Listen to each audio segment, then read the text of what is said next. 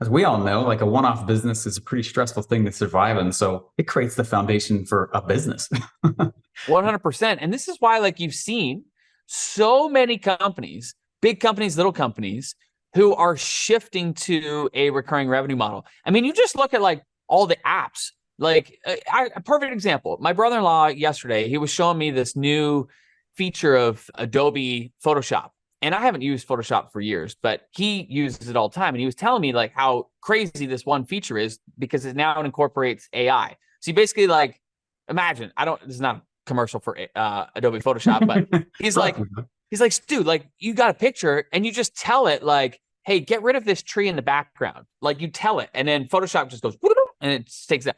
So he was showing me, but here's why this matters for us. Like about 5 or 6 years ago, Adobe used to sell Photoshop via a box software. Like you actually had to go to Best Buy and buy a box, which then had instructions on how to install the software.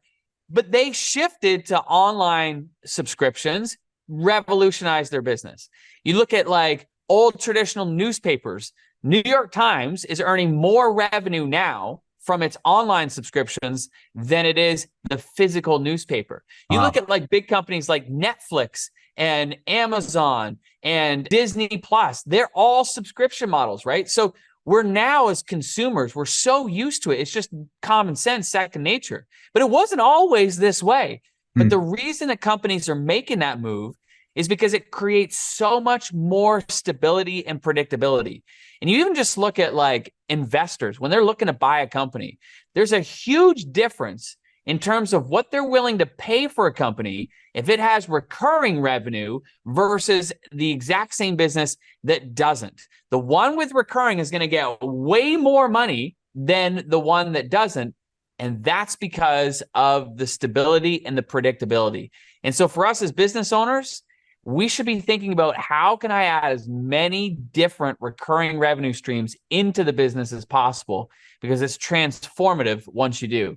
It's interesting. When I was crossing a number of years ago, passing like that $8 million mark, I had some business valuators come look at my business, and I was like offended. This is the first time I ran into that. They're like, your business is worth maybe $500,000. I was like, I'm crossing 8, and said, what? And they're like, well, because you have no recurring revenue and you're the face. And it's like, I think the power of recurring revenue is that it also increases it. I think it anchors the entrepreneur to a theme.